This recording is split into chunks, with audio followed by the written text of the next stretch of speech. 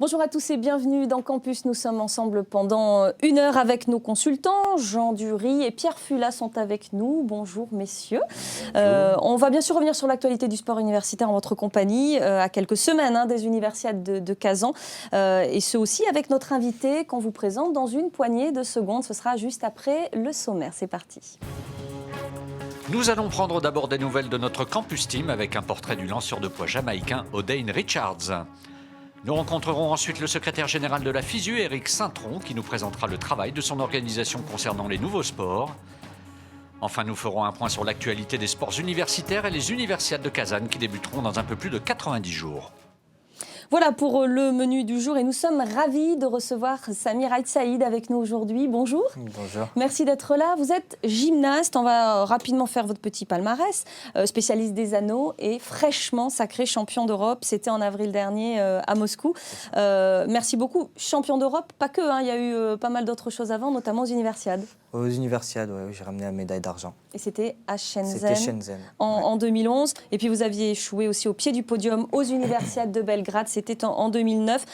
Vous l'avez dit avant de remporter donc cette médaille d'argent derrière celui qui est devenu ensuite champion olympique à Londres. Et malheureusement, à Londres, vous n'y étiez pas. Et non, malheureusement, je me suis blessé quelques mois avant de partir. C'est un gros regret. Ouais, c'est un très très gros regret. Mais bon, voilà, c'est la vie. Et on va charbonner pour être présent à Rio et ramener la médaille d'or. En 2016. Est-ce que ça a débloqué quelque chose, cette médaille d'argent à Shenzhen ? Débloqué, non. Je dirais que ça m'a encouragé pour la suite. Ça m'a permis d'être plus serein. Donc voilà, j'étais à quelques millièmes, je crois, de battre Zanetti. Malheureusement, je pense que voilà, pour moi, j'aurais dû être devant lui. Mais voilà, non, c'était vraiment de bon augure. On dit souvent, Pierre, Jean, que effectivement, ça débloque. Alors, ce n'est pas votre cas là, mais on se prépare, quoi, avec des Universiades. Je pense que d'abord, l'ambiance des Universiades est différente de celle des Jeux Olympiques ou d'un championnat du monde, parce qu'il y a d'abord un mélange de cultures, c'est important, et puis l'enjeu n'est pas, je veux dire, c'est pas un tournant décisif pour une carrière d'un athlète de haut niveau. En revanche, lorsqu'on va au championnat du monde, on a une autre responsabilité quand on représente l'équipe de France, bien sûr, et puis aux Jeux Olympiques. Alors, les Universiades, c'est un excellent banc d'essai, j'allais dire, pour des athlètes en devenir qui poursuivent des études assez poussées, voire kinésithérapie pour... Très longue. Très longue. Et c'est intéressant parce qu'ils peuvent quand même moduler un petit peu leur saison sur les Universiades. Le seul problème qu'il peut avoir, c'est le croisement de manifestations plus importantes. On va en parler, je pense, avec les Universiades de Kazan, puisqu'il y aura les championnats du monde d'athlétisme, les championnats du monde de natation, les Jeux méditerranéens, les Jeux de la francophonie. Tous ces événements font que aujourd'hui, pour les Universiades, certes, la délégation française n'aura peut-être pas des pointures de premier plan.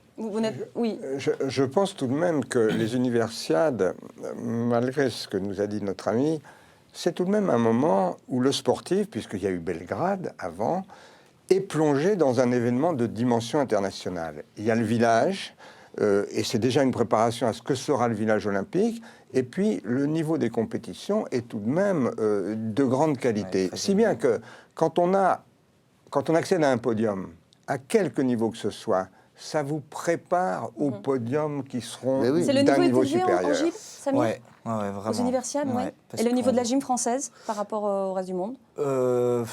C'est élevé aussi. Ouais. Honnêtement, on retrouve les Chinois, les Japonais, les Coréens.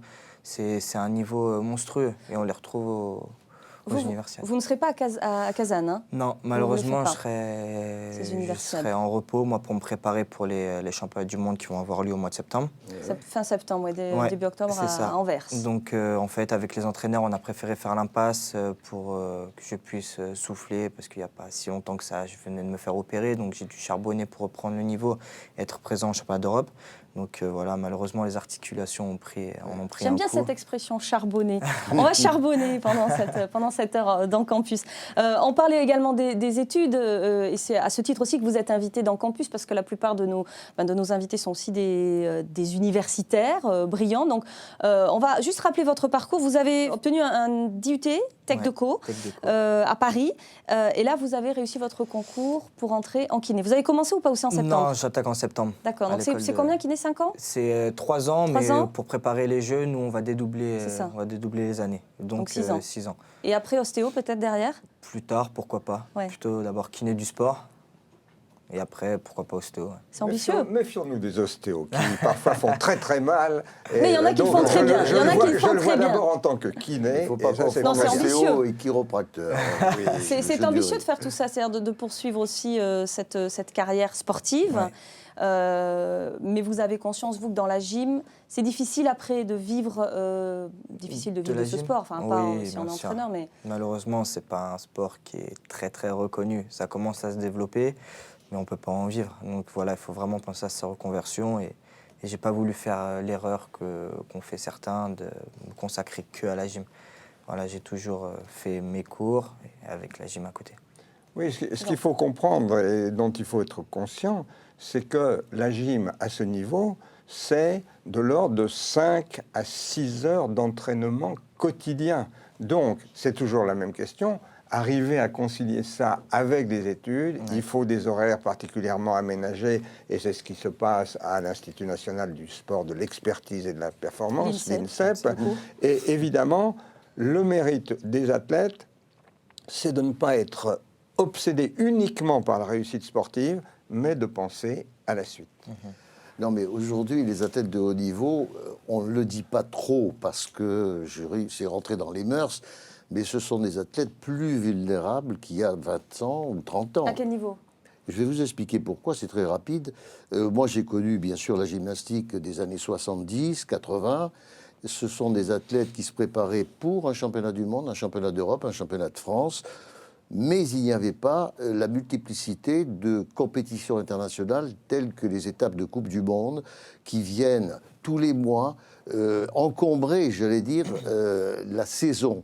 Et c'est très important parce que les athlètes sont vulnérables parce que les blessures, que ce soit en haltérophilie, en judo ou en gymnastique particulièrement, eh bien, ils sont trop sollicités. Donc, pour avoir un classement mondial à HIIT, lui, il va essayer d'aller à Moscou. Après, il y a un tournoi à Singapour ou à Pékin.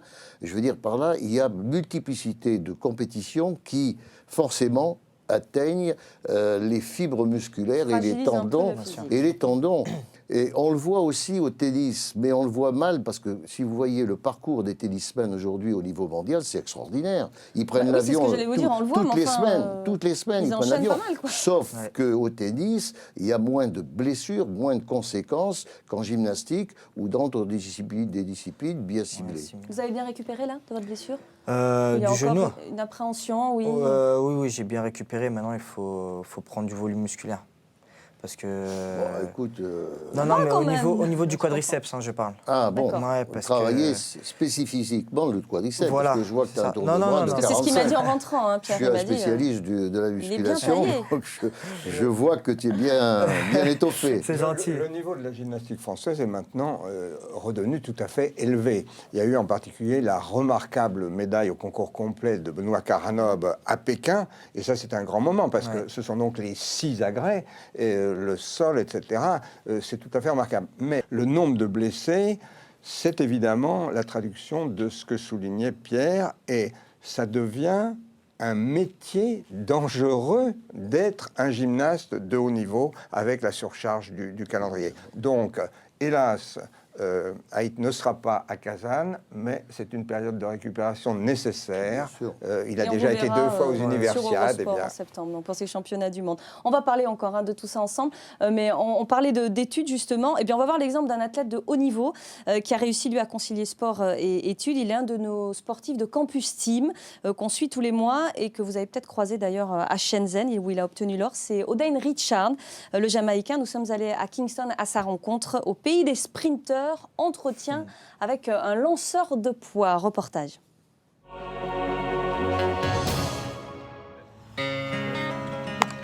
Sur cette terre d'athlétisme, Odein Richards ne pouvait pas échapper à la tradition du pays.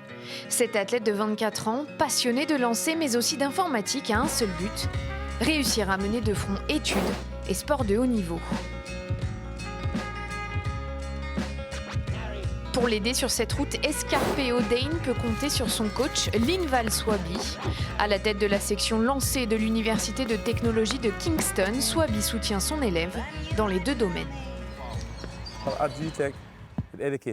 À UTech, notre priorité est l'éducation. Nous encourageons un maximum de nos étudiants à aller jusqu'au diplôme, parce qu'après le sport, il y a une vie.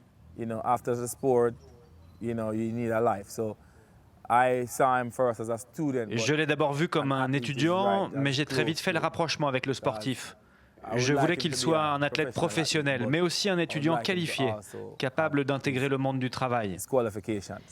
Odein a certainement acquis grâce au sport une grande discipline, mais le système d'éducation jamaïcain exigeant l'a aidé à s'organiser.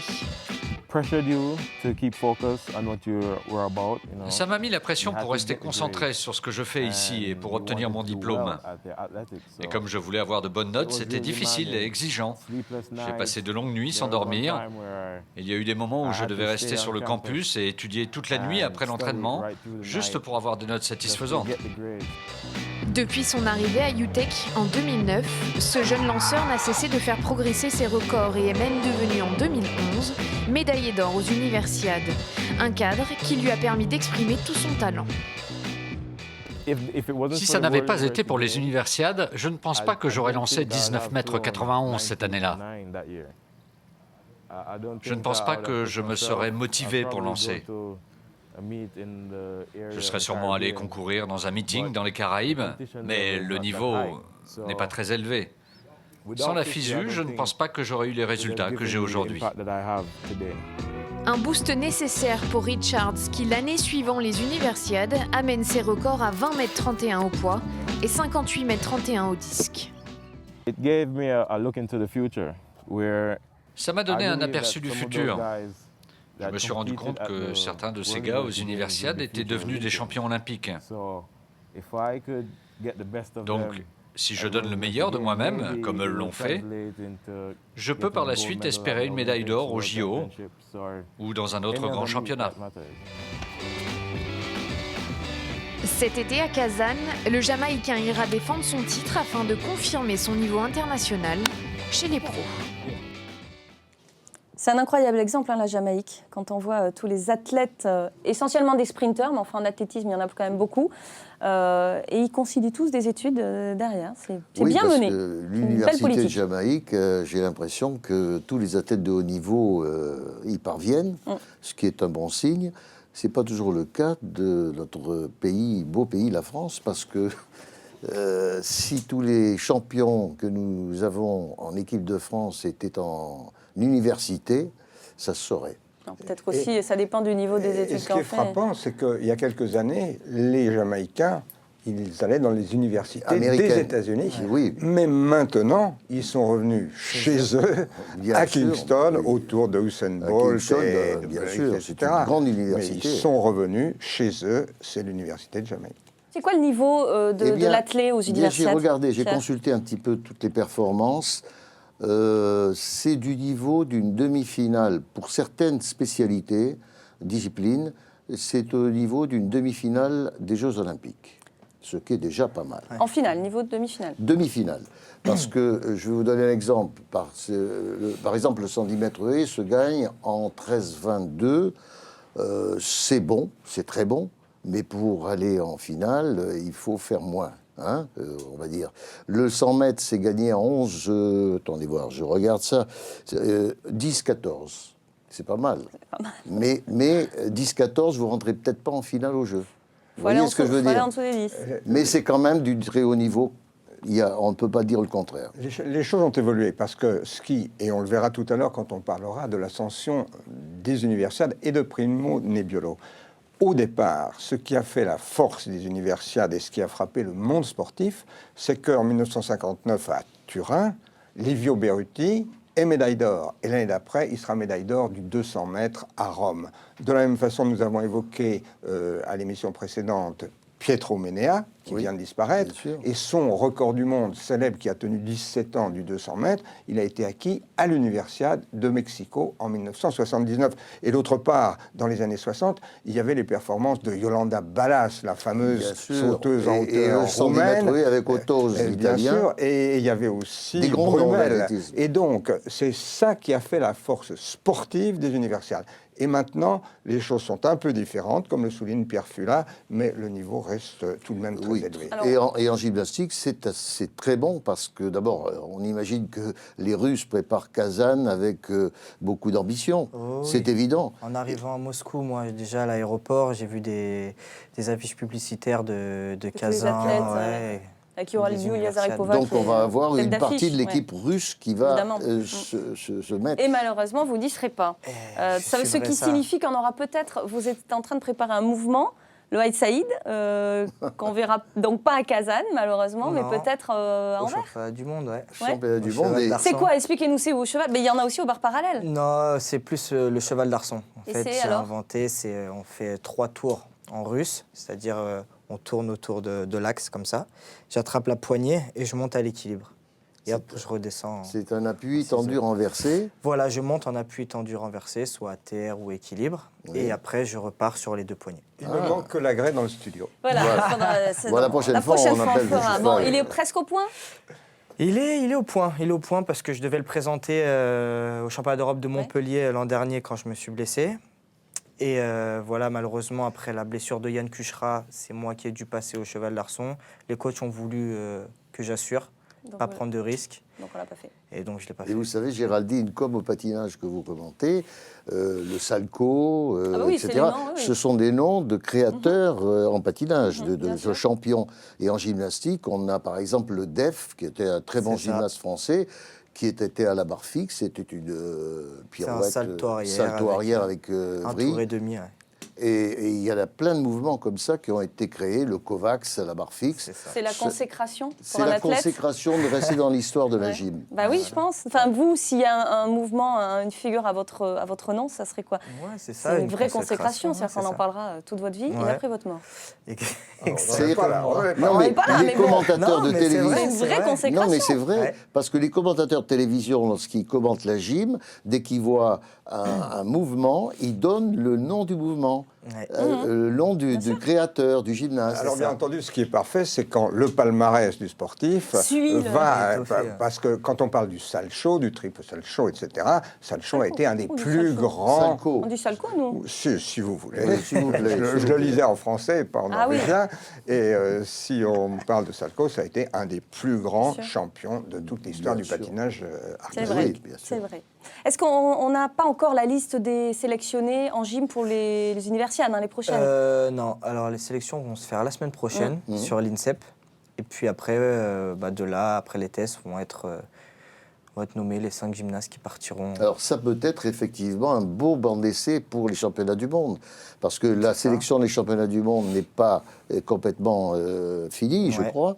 Et s'il y a une révélation aux universiades de Kazan, eh bien le gymnaste ou la fille pourront prétendre à une place dans l'équipe de France au championnat du monde. Allez, vous le savez maintenant, depuis plusieurs mois, on suit nos 4 athlètes dans Campus, ceux dont je vous parlais. On avait Oden Richard, tous ces athlètes en route vers Kazan. Chaque mois, nous vous donnons de leurs nouvelles. Comment vont-ils? Comment se préparent-ils? Eh bien, la réponse est tout de suite avec François Delmotte.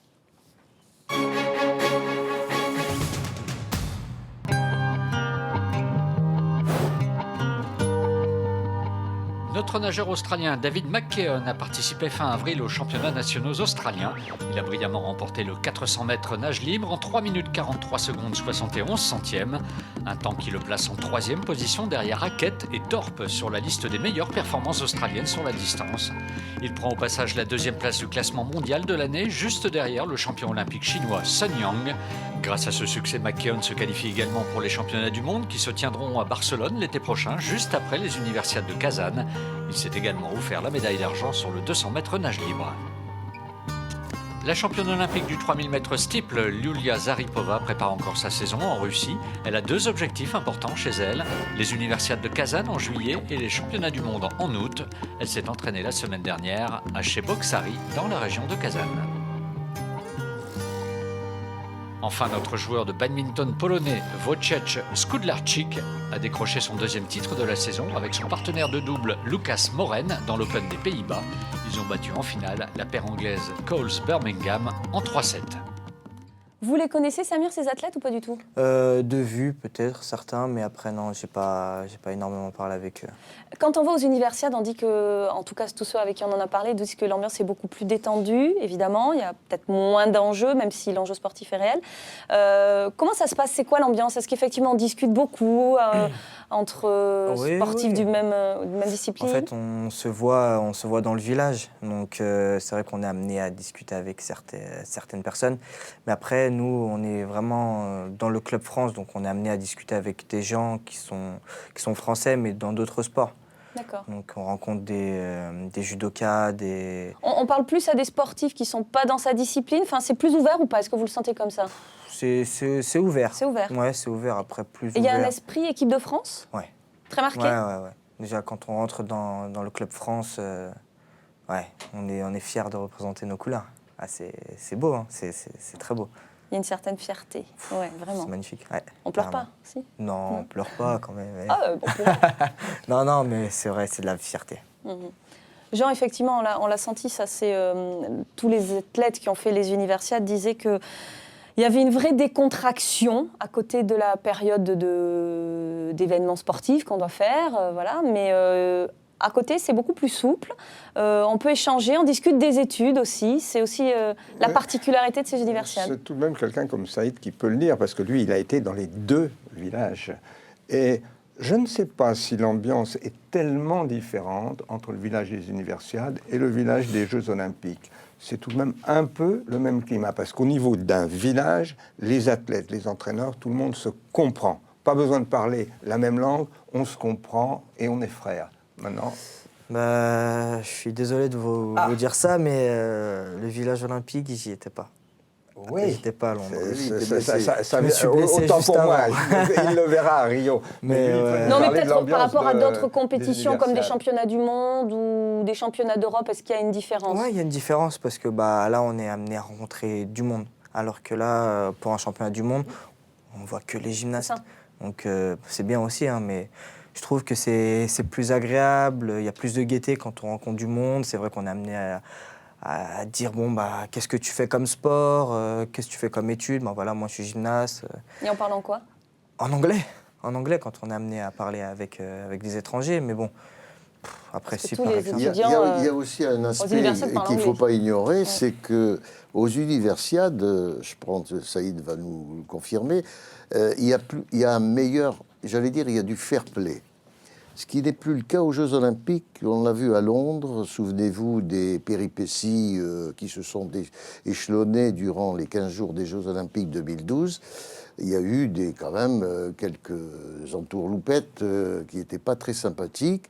Et je crois qu'aux universiades, l'enjeu étant moins important que les Jeux Olympiques, le fair play dans toutes les équipes, dans les sports co notamment, est beaucoup plus, je veux dire, l'aspect plus grand. Je signale que le 18 septembre prochain à l'UNESCO, Sébastien Coe, qui était le grand patron, va recevoir le trophée international du fair play. Donc il y a tout de même eu, je suis moins sévère que Pierre, parce qu'il y a les incidents, et il y en aura forcément toujours sur tant de sport et 15 jours de compétition. Quand je parle de fair play, je veux évoquer par exemple l'équipe de basket d'Espagne, qui perd volontairement un match pour ne pas rencontrer en quart ou en demi une autre nation beaucoup plus forte. C'est ça le fair play. Alors aux universiades, ça ne doit pas arriver, ce genre de choses.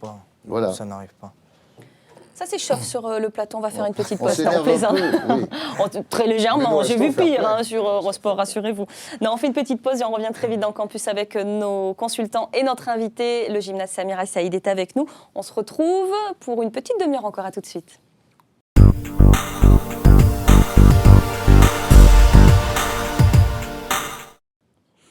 De retour dans le campus avec nos consultants Pierre Fula et Jean Dury et notre invité Samir El-Saïd est également avec nous, gymnaste fraîchement médaillé d'or au championnat d'Europe décidément. C'était à Moscou. il y a quelques semaines maintenant. Alors, on parlait de ces championnats d'Europe. On va aussi nous s'intéresser aux universiades. Vous ne serez pas malheureusement, on l'a dit en première partie, mais l'échéance en tout cas arrive à grands pas. C'est dans un peu plus d'un mois et demi maintenant, début juillet. Donc, on suivra ces universiades à Kazan. Des épreuves qui seront à suivre sur Eurosport. Et les dernières infos justement de ces universiades à venir, c'est avec François Delmotte.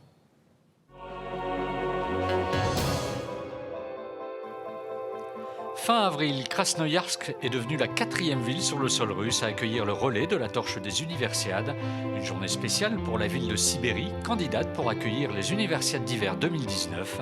Des athlètes de roller skate et des cyclistes ont participé à ce relais, inaugurant une manière différente de porter la flamme avant que la torche ne parte pour Volgograd. La piscine olympique de Kazan a accueilli plusieurs compétitions test ces dernières semaines. Le championnat de Russie de plongeon, la finale de la Coupe de Russie de natation et une autre épreuve spectaculaire, les championnats de Russie de natation synchronisée. Plus de 200 nageurs en provenance de 15 régions de Russie se sont affrontés pendant 3 jours. Les arbitres de natation synchronisée ont annoncé que la Russie enverra son équipe première aux Jeux de Kazan, ce qui lui permettra de monter en puissance avant les championnats du monde de 2015, disputés eux aussi à Kazan. Vous connaissez la Russie, vous étiez il y a un mois, c'était à Moscou. Comment étaient les infrastructures? Parce que quand on voit celle de Kazan, c'est magnifique. Ouais, c'est magnifique, ouais. Bah non, il y avait de belles infrastructures. Après, je pense que ça va être x10 là-bas à Kazan. Quand on voit ça, ça fait rêver ou pas? Parce que vous n'êtes pas à plaindre à l'INSEP. Non, à l'INSEP, c'est vraiment le top du top. Mais non, ça fait rêver, ouais. Ça doit faire rêver en tout cas certains athlètes, Pierre, Jean, quand on voit ces infrastructures-là. La piscine, elle est incroyable. Oui, j'étais en train de regarder cela et puis je me disais, mais en France, on n'a pas un bassin pareil, quoi.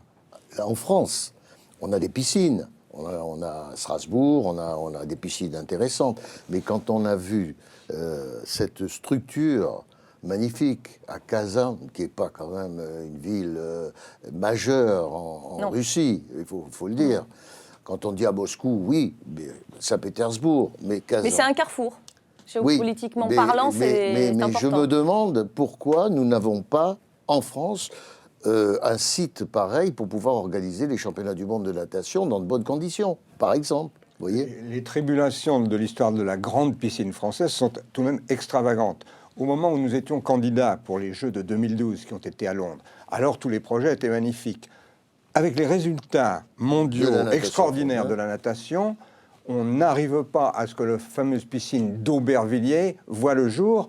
Quant au cyclisme français, excusez-moi de cette digression, le cyclisme français, avec les résultats olympiques qu'il a, qui sont fantastiques, a attendu des années, des Olympiades et des Olympiades, avant d'avoir enfin sa piste à Saint-Quentin en Yvelines. Et encore, c'est tout à fait étonnant. On se demande pourquoi elle est à Saint-Quentin. Non, moi ce que je regrette, c'est que, pardon Jean, c'est que la France n'ait pas organisé les universiades depuis 50 ans. C'est quand même extraordinaire. Vous voyez. Parce que ça coûte cher, on l'avait déjà dit dans la première émission. Encore, ça ne s'appelait pas à l'époque universiade, puisque la première universiade, c'est 59. Et celle-là, c'était les Jeux mondiaux. Et je trouve ça un peu stupide, parce que c'est vraiment un mouvement intéressant. Il n'y a pas, j'allais dire, l'influence olympique que l'on connaît aujourd'hui lorsqu'il faut choisir une ville. On sait pourquoi on choisit des villes. C'est géopolitique, c'est parfois le choix d'une télévision américaine, c'est parfois... Le sponsor, oui, de pas mal de choses. Il y a tout qui rentre en jeu quand on pense aux Jeux d'Atlanta, qui étaient les Jeux, quand même, les Jeux Coca-Cola. Il faut s'en souvenir. Ce que je voudrais dire, c'est que pourquoi Lyon, Bordeaux, Montpellier, qui sont des villes universitaires, on oublie Paris. Ne pas organiser les universiades plutôt que de rêver d'avoir les Jeux à Paris en 2028. Peut-être parce que c'est un péché d'orgueil. La France estime qu'elle a plus le niveau pour organiser des JO, je ne sais pas. Non, mais maintenant, vous l'aviez évoqué dans le premier rendez-vous de campus avec Claude-Louis Gallien, le président de la FISU. Maintenant, la FISU se tourne de plus en plus hors de l'Europe. Et d'autre part, la candidature à avoir le siège d'une universiade d'été ou d'hiver, c'est maintenant le même processus que pour une candidature olympique, c'est-à-dire des concurrents, des dossiers des années à l'avance, et surtout le fait que les candidats à organiser l'universiade s'engagent sur un budget qu'ils doivent verser à la FISU qui, de ses ressources, fait le même travail que le Comité international olympique fait avec ses propres ressources. Donc maintenant, les candidatures sont solides, argumentées, chiffrées. Et comme le dit Ferfula, il serait tout de même important que la France, une fois ou l'autre, soit candidate à l'organisation d'une universiade. Médiatique aussi. Samir, vous êtes... bon, on a dit que vous n'y alliez pas, enfin en tout cas pour concourir. Y aller pour encourager les copains, ça se fait pas comme ça non plus? C'est pas possible, c'est trop loin, la Russie, ouais, mais... j'enverrai des petits textos et puis je vais suivre ça. Vous allez les suivre sur Eurosport de toute façon. Ouais, je viendrai commenter avec vous. Non, je rigole.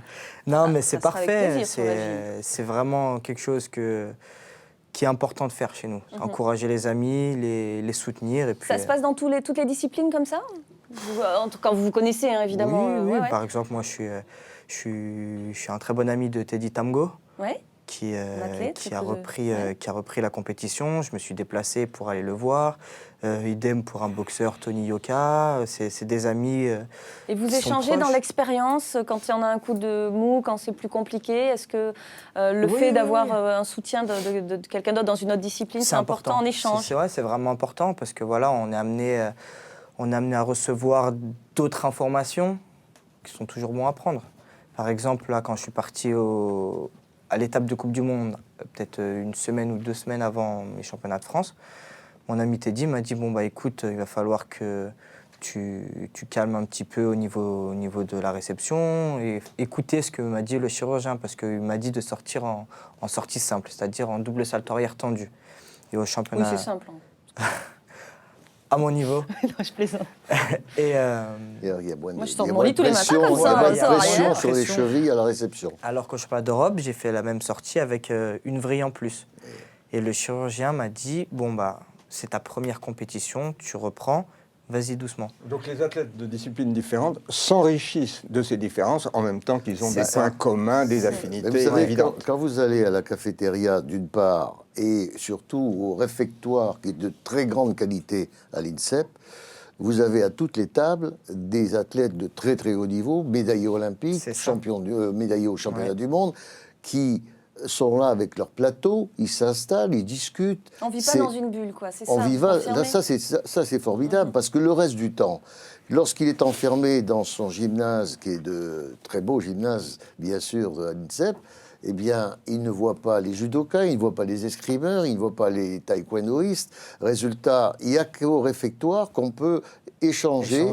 Et ensuite, à la cafétéria, où on voit des petits groupes, les judokas, les lutteurs, etc., qui parlent de leur sport, de leur avenir, de leur compète et du week-end qui viennent de passer. C'est pour ça, moi. Vous habitez à l'INSEP, hein, Je suis sur l'INSEP, oui. Ouais. Donc, c'est vrai qu'après mes entraînements, j'aime bien me mélanger, parler avec d'autres sportifs. Il y a des petits endroits où on peut se retrouver tranquille pour vivre. Comme l'a dit Pierre, à la cafétéria, on se rejoint. Les salles de télé, ça échange. Ou on regarde Eurosport. Voilà, carrément.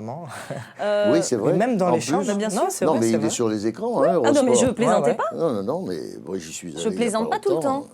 Ça m'arrive, mais pas tout le temps. On va parler histoire maintenant. Vous aimiez l'histoire? L'histoire géo? Non, l'histoire tout court. Oui, ça va. Bon, c'est Jean qui nous présente cette histoire. Avec vous, on ouvre toujours une page histoire dans cette émission. Il nous retrace l'histoire du sport universitaire. Alors, on est parti de la création des Jeux pour la jeunesse, les Jeux mondiaux pour la jeunesse. On avance dans le temps et on s'était quitté la dernière fois en 1959, Jean. Oui, parfaitement. Alors, sur cette route de la 27e Universiade d'été de Kazan, nous allons faire un bout de chemin avec Primo Nebbiolo, dont on a cité le nom. En 1959, au moment où à Turin, il est la cheville ouvrière du comité d'organisation et c'est la réunification entre l'Est et l'Ouest. Alors en 1961, à Sofia, il est élu président de la FISU. Et il va modifier la dimension de la Fédération internationale du sport universitaire comme Samaranch l'a fait pour le CIO. Parce que en 1963, déjà, l'Universiade quitte l'Europe. Elle est à Porto Alegre, au Brésil. En 1965, à Belgrade, les effectifs de Turin 59 sont déjà doublés. On en est à près de 2000 athlètes. Et puis ensuite, on va vers le Japon, c'est Tokyo. Et puis ensuite, les choses se développent encore. Et en 1979, à Mexico, on en est à environ 3000 athlètes qui participent.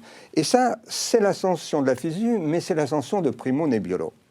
Parce que, élu en 61, il va rester jusqu'à sa mort en 1999 président de la FISU. Au passage, il est président pendant 20 ans de la Fédération d'athlétisme italienne. Et puis, en 1981, il est élu président de l'IAAF, la Fédération internationale d'athlétisme. Et là aussi, il va rester président jusqu'à sa mort en 1999. Et il devient une puissance. Parce que, par exemple, pour ce qui est de l'Universiade, en 1973 à Moscou, il montre le chemin, alors que les Jeux Olympiques de Moscou seront 7 ans plus tard. Et puis, de l'athlétisme, il fait quelque chose de tout à fait nouveau. Les premiers championnats du monde à Helsinki en 1983 marquent l'avènement d'un athlétisme professionnalisé où il y a de l'argent. Et à ce moment-là, Primo Nebbiolo et la FISU et l'athlétisme sont devenus des puissances, au point que Juan Antonio Samaranch doit composer avec lui et l'incorpore dans le Comité international olympique en 1992. Alors, ce qui est le paradoxe, c'est que Nebbiolo a changé la dimension de la FISU, il en a fait ce qu'elle est maintenant, ainsi que de l'Universiade, alors qu'il professionnalisait le sport en même temps et qu'il y insérait l'argent, ce qui est au départ pas du tout la philosophie du sport universitaire. Toujours est-il qu'en 1993, l'Universiade est à Buffalo et il y a 112 pays. Et en 1995, je m'arrêterai là-dessus, on est de nouveau au Japon, à Fukuoka. Il y a 162 pays et 4000 participants. La FISU et l'Universiade sont devenues ce qu'elles sont aujourd'hui. Très bien, merci Jean. Il y a quand même des visionnaires. Hein. Oui, moi, mais Nebbiolo fait partie des grands dirigeants mondiaux du sport. Alors, je pense qu'il avait sûrement, vis-à-vis des athlètes, plus d'impact que Antonio Samaranch. Mais bon, ça, c'est mon avis. En tout cas, oui. Nous avons parlé de certains côtés, et il y a peut-être des côtés dans l'ombre qui seraient plus difficiles à évoquer, mais vraiment un personnage qui à lui seul, depuis 1959, où on l'a vu à 36 ans, jusqu'à sa disparition, a inscrit le sport universitaire dans le sport mondial, et la FISU est restée tout de même toujours son enfant chéri. Bon. Et le mois prochain, on avancera autour des années 2000, donc. Nous avancerons toujours en direction de Kazan. Merci beaucoup, en tout cas. Jean, quand on est athlète de haut niveau, on ne s'intéresse pas trop aux arcanes du pouvoir, à ces choses-là?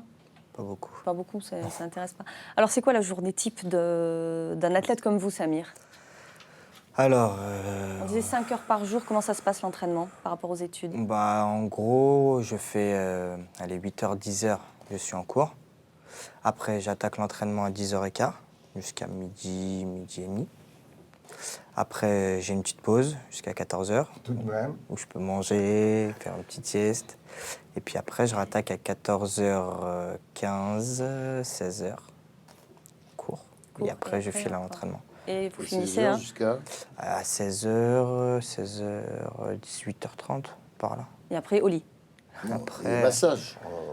Après, il y a de la kiné, ouais. Kiné. Mais des fois, honnêtement, on est tellement KO qu'on n'a pas envie d'aller chez le kiné. Non, c'est une journée pleine pour un athlète de haut niveau. Ouais, les afters pour les athlètes de haut niveau, c'est quand on se couche à 22h, quoi. C'est ça. Non.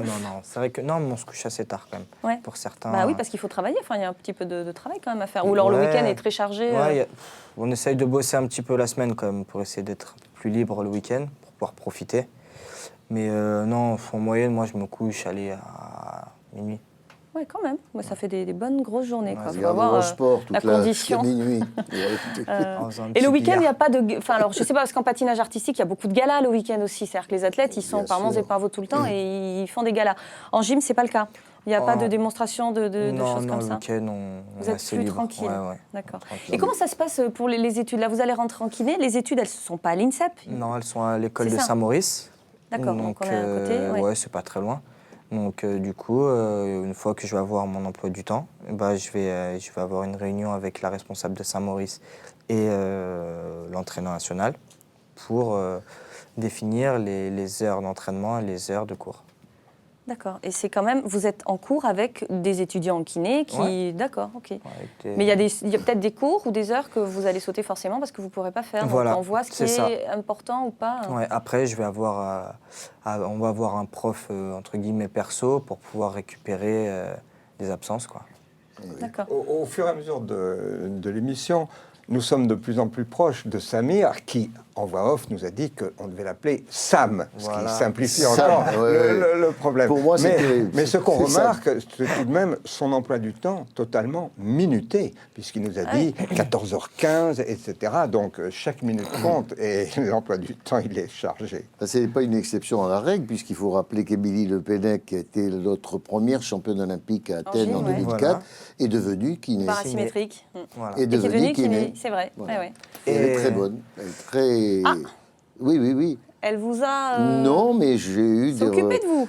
Pas du tout, Ah bon. parce qu'elle aurait beaucoup de boulot, mais j'ai eu des échos comme quoi elle était très appréciée de Ouais, ses ouais. patients. Et Hamilton Sabot, qui est un autre des grands noms de la gymnastique française, il est également à l'école de Saint-Maurice, Voilà. comme Sam. Apparemment, quand tu es gymnaste et que tu intègres l'école de Saint-Maurice, tu es médaille olympique. Ah. Apparemment. On croise les doigts pour vous, Émilie hein, Le pour Pennec a dire. été Oui, médaille c'est vrai. olympique. Oui. Hamilton Sabot vient d'être médaille olympique. Et à Rio. Ouh là là, moi j'espère que c'est mon tour, hein, j'ai pris mon ticket. Hein. Eh ben, on vous suivra en tout cas. Sam, On vous souhaite. C'est On va gentil. pas dire les mots, mais bon. on va Restez sur envoyer cette la voie-là. fusée Sam à Travailler, Rio. Voilà, on va travailler pour en tout cas. En tout cas, la gym aux universiades, c'est comme le JO, c'est un sport obligatoire, c'est un sport originel aussi. On l'a déjà vu dans les émissions précédentes. C'est vrai que le programme des universiades a souvent été calqué sur celui des Jeux. Et pourtant, on en a aussi parlé avec vous, Jean, il y a des disciplines qui ont connu du succès grâce aux universiades, justement. C'est le cas du snowboard, notamment, mais d'autres sports qu'on va découvrir. Parce que plus souple, la FISU peut se permettre beaucoup plus de choses. On voit ça en détail avec Clémentine Sarlat.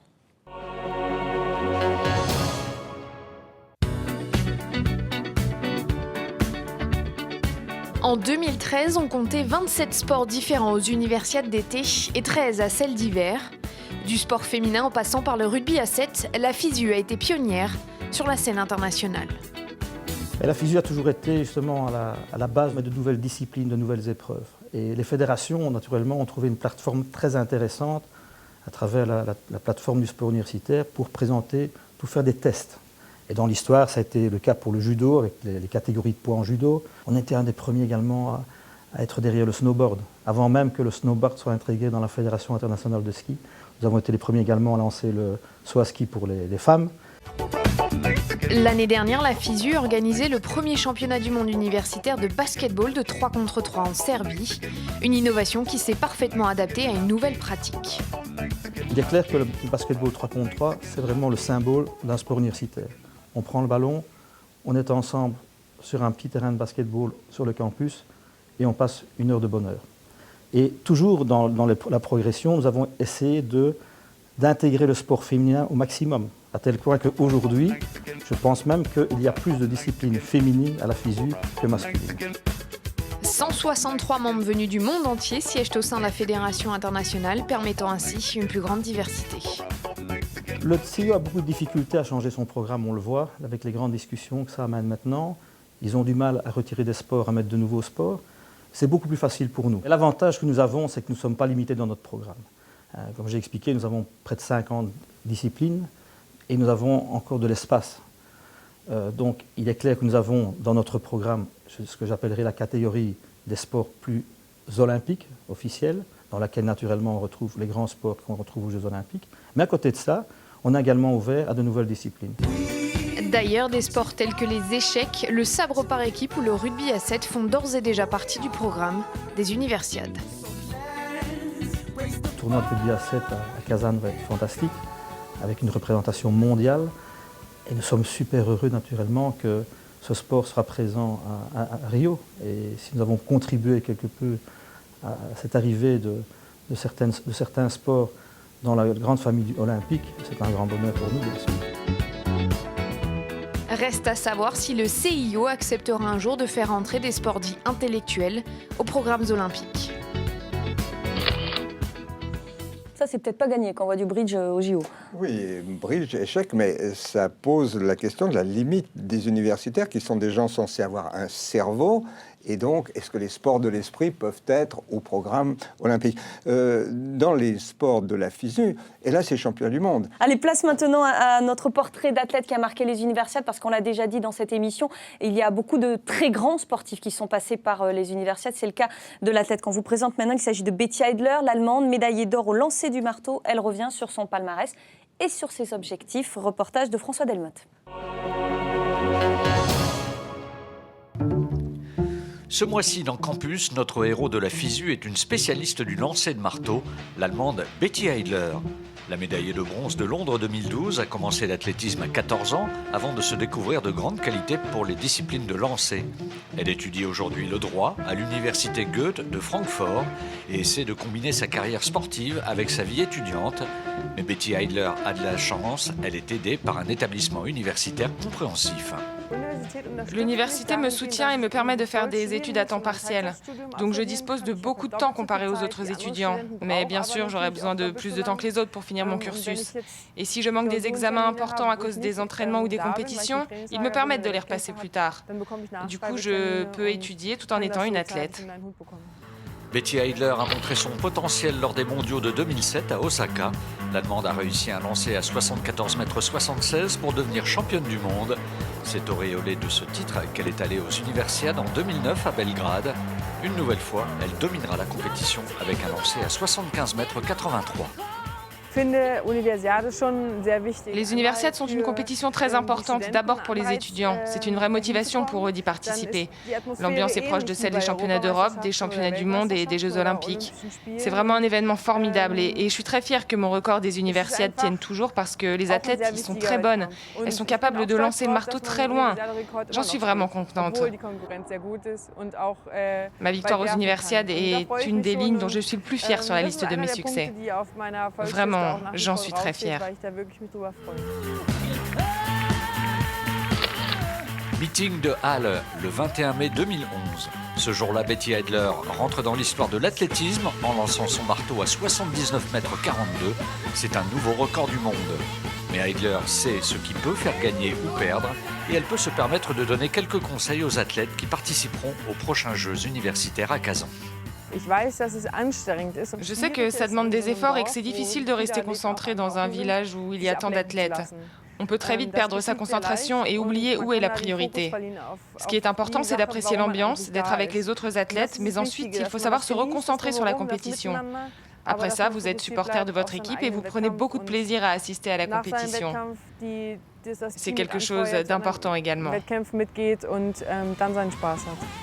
Championne du monde, championne d'Europe, titrée aux universiades et actuelle détentrice du record du monde, Betty Heidler a prouvé durant sa carrière qu'avec beaucoup de travail et du talent, tout était possible.